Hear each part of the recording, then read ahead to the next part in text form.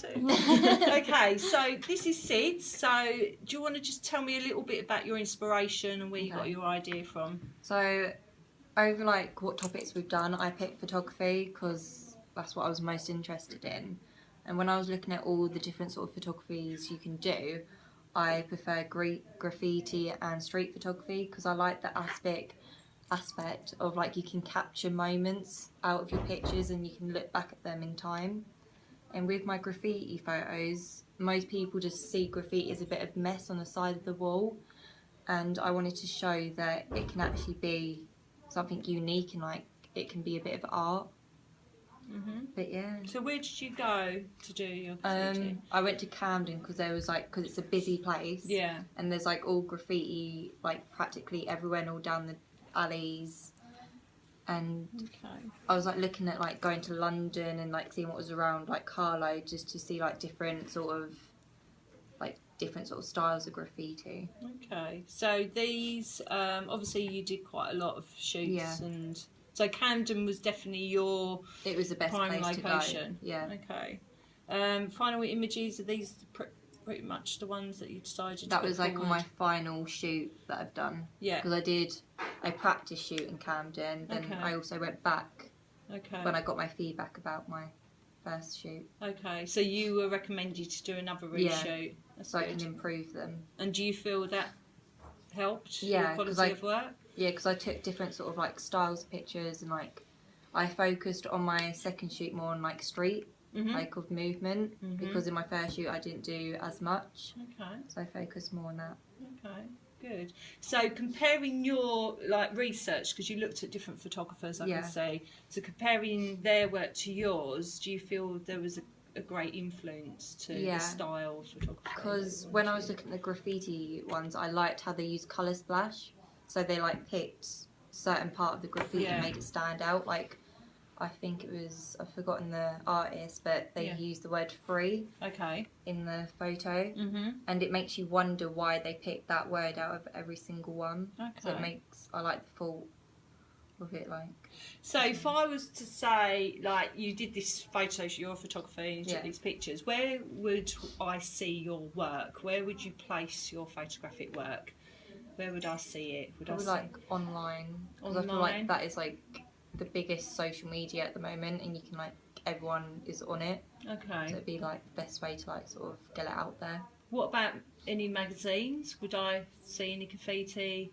I don't feel like graffiti is like shown in magazines as much, like on the popular ones. But like, I haven't really looked into like magazines sort of thing. But I mean, obviously, I'm looking at Amy Winehouse here. Yeah, that could be like a music album. One, yeah.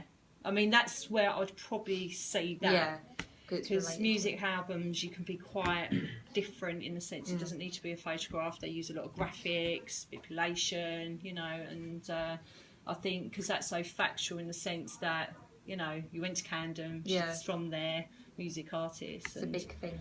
So I think it'd be really good to reflect in your evaluation where you could imagine where your pictures would be most suited. And I feel, giving you feedback, it would be most suited on a music album or a music magazine. Yeah? I mean, on the internet we can find all sorts of images, but I think your product would be placed more suitable in that sort of form of industry. So if I was like, you know, a director of designing music albums, I wanted that kind of look, I'd say, right, I want you to create the image and you go off as a freelance photographer and do that. Because that's the issue, isn't it? Some photographers feel, well, I'm doing a project about this is what I want to do. And Level 3's really got stuck on this. And I said, okay, so you've done a fashion shoot. Who for? What for? And they were like, I just did it because I wanted to do it for Nathan Penn. I said, yeah, but you need to understand where your work will be placed.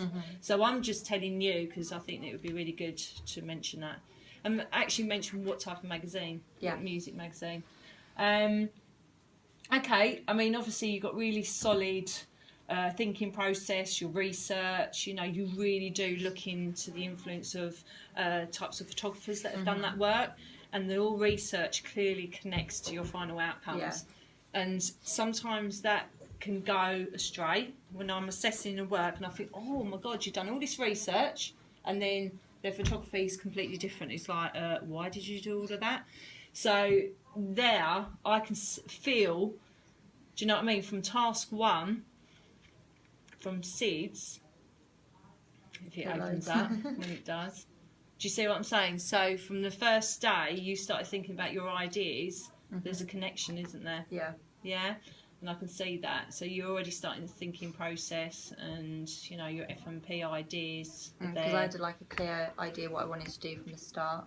And that clearly shows in your work. And that is the other thing, part of the moderation for the FMP, is that there is a clear connection between your research, your planning, and your final outcome.